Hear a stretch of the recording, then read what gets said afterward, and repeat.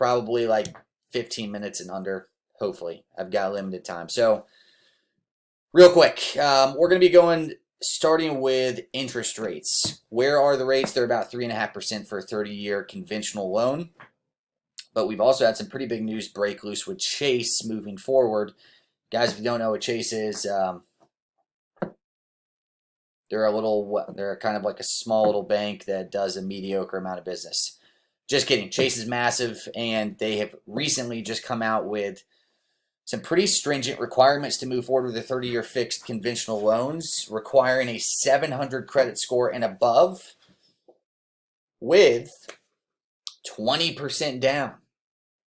Pretty crazy. We'll see if the other big banks like BOA and Wells Fargo wind up doing the same. We're not entirely sure if that's going to happen, but that's kind of what's going on right now. They are still offering other loan product, government-backed loans, FHA, VA, those things are still around. Jumbo loans have tightened their restrictions as well. But guys, across the board, interest rates are still really low, historically speaking, and they're bouncing around a little bit. So it's a day-to-day basis. Most of this stuff has been forming and changing so rapidly that we're just having to go day by day on stuff like this. So moving forward, the argument of homes holding better this time. But guys, what's the difference between now and 2008 and 2009? There's still a lot of emotional baggage from people that got hurt and obliterated and went through a ton of financial pain back in 2008 and 2009. It took a long time to recover. Some people still haven't recovered. And so when we talk about what's different this time versus last time, we're just going to run through some of these things. This economic issue right now is not led by housing, but housing will not be untouched, meaning that 2008 and 2009, it was specifically a housing industry problem. This is caused by a health crisis that is affecting a lot of things, including the housing industry. And we're still relatively new into it. So we'll see what happens. Housing was underbuilt going into this. And when we say going into this, we mean like this year, right now. For the Metro Atlanta area specifically, inventory got below 3 months of inventory, which is really, really low inventory. And so we should be able to bounce out of this relatively quick, hopefully, depending on how long this lasts. Equity in homes, much better than it was back in 2008, 2009. So people still have more equity to fall back on. There's still some safety in that. Number 4, demand for real estate was really hot before this even happened. In fact, we were going into one of the hottest production times of the year for this spring market. We are going to be beating all the records for 2019 moving forward. That was for like opens, active listings, closed deals. So we were on track to blow out all of the other numbers from last year, which is good. Number 5, interest rates still really low, guys. A full point difference between 3.5 and 4.5 could be $150 a month, depending on which price point you're borrowing money. So the cost of borrowing money is still low right now, increasing people's ability to afford their house or afford a monthly payment. And the month supply is still better than imbalance, but it is moving, meaning that we could be shifting into a more balanced market. We'll see. The argument that we have downward pressure on price, or the negatives that's happening inside of the market right now, human psychology of buyers, major back off, if only temporary, in what they are thinking. Guys, we've been inundated with mainstream news media. If you're watching it, it's COVID-19, coronavirus everywhere, how bad it is, and it's really hard to escape any of that kind of thinking. So a lot of the psychology of buyers and sellers we're hitting the pause button. We're going to see what happens moving forward, and that could have a negative impact on pricing moving forward. iBuyers have backed out of the market. If you don't know what iBuyers are, Zillow, Open Door, OfferPad, things like that. They are out of the market, meaning that houses that they were going to be buying from the general public, some of those deals have fallen through. They've terminated, and they are no longer, or they basically put buying houses on hold until some of this stuff blows past. Guys, they're funded by big hedge funds, and those funds are not willing to risk too much right now. And Zillow and some of those companies like that, they were already losing a lot of money anyway on a lot of deals that they bought for the sake of picking up market share, and now they are totally on pause. For agents, it's kind of nice because we have less competition, but it could be hard for the general public out there. Loans being removed and or made tougher to get. 1 month ago with jumbo lending, guys, we talked about that. FHA and VA loans are their guidelines have become more strict for credit, debt to income ratio, things like that, and now Chase with 700 credit score and up with 20% down. Other markets such as Detroit have seen an 80% fallout in production 2 weeks after shelter in place was ordered and in place. We are behind the curve on a lot of other areas of the country that have had shelter in place for longer than we have, and we've seen a lot of production fallout. Hopefully Metro Atlanta is going to be more resilient. We typically have been, especially in 2008 and 9.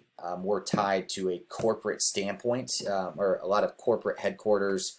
Cost of living is relatively low, and we don't have a lot of transient activity, meaning we're not a destination area. This is we live here. There's a lot of work and productivity that happen in the Metro Atlanta market. So I think it's safe to say that we will be more resilient than places like Detroit that this is based off of that we're talking about.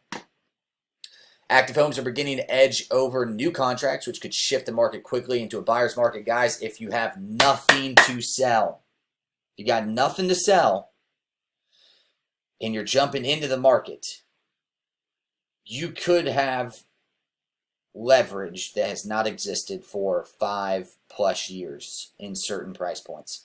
If you're a buyer with nothing to sell in order to buy and $500,000 and above price point, I think you found like the one respite to jump into the market. If this continues for another month plus, if shelter in place, if it gets extended, we could see that softening up into some of the mid or lower level price points, but we were still so low in inventory anyway that I think people are still willing to go out and about and pull the trigger on some of these homes. And guys, remember, lower price points is typically synonymous with younger people who are less afraid of the actual physical danger of the virus, okay? Whether that's good or bad, I just think it's true. So 16 million people unemployed. That is another thing. That is a big deal. Guys, unemployment is skyrocketing. It is it's not looking good from an unemployment standpoint. So we'll stay dialed in onto that. Who knows how temporary it's going to be and how long it's going to take for some of these people to get their jobs back and what that means for us in the housing industry. I can tell you this, most of the deals that we've personally had fall out have been to employment being either shaky or totally fallen out in general. Contracts are down since March for COVID-19. Termination releases are up and listings taken are down, but rising compared to net contracts. So we're starting to see a downtrend. It's starting to show up just now, and we'll see what happens. Market watch. New listings are up. Price decreases are up as well, meaning more sellers are reducing the price of their home, looking like a softening of the market. Moving forward, median sales price. Both of these right here are showing a very common, you guys on live can't see it right now, but my main point that I want to say here is that this is a very traditional line that we're looking at here of what happens fall and winter. We see sales and home values fall. That's just normal during the fall and winter, or late fall and winter. And then to rebound out of it during the spring market and summer, we start to see sales go up and home values go up too. That's what we're seeing here. And there's not anything different on these charts right now because this has happened so quickly that we've had trouble being able to have enough data to look back on and see what's actually happened so far. So we'll keep a close watch on it. Month supply, 2.8. God, our month supply has been super, super low, which has provided the reason why we've been in such a hot seller's market. for such a long period of time. We even got below 3 months supply, dipping down to the very lowest point at like 2.5 months supply of homes for sale in the entire MLS through FMLS. What that means is high demand with low interest rates coupled with super low supply, and you have increasing values and a white hot seller's market. That could change, and that's what it was tracking. And I think we were in a really good spot to weather this storm based off of the conditions of the market before COVID-19 hit. The market's definitely put on pause right now. Will it bounce back? We'll see. It's not looking like, guys, if anybody says for sure that they know, we know that no one has a crystal ball, but it's good to pay attention. We're doubting it. Most people will not just jump right back into their patterns before. Mortgages will still have to work through their issues and balance out. And millions of people will have to be hired back to employment. This will take time once we get to the other side. Our communication to sellers right now is, guys, if you have to move, you should move. You should sell sooner than later. And again, this could be because we don't want to see you chase a downward market. If you have, for the people that have to move, think deaths, divorces, relocation, job transfers. There could be reasons outside of that, but if you have to move, do it as soon as possible. We're still in an environment right now where it's not bad. There are plenty of people out there buying and selling homes. It's still active, but it could get a lot worse before it gets better. So we want to make sure that you're averse to losing business on this one, okay?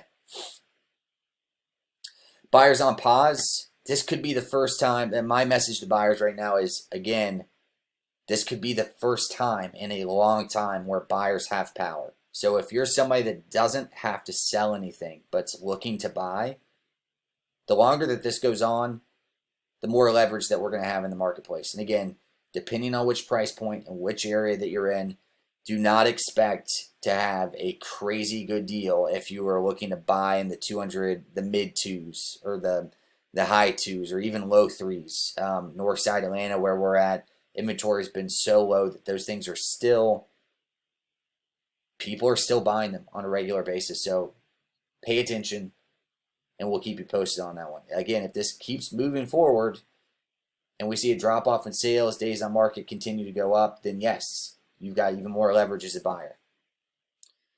Key points. Guys, we've had listings in the office in the 8s hit and go under contract in 3 days. It was priced right and it was updated.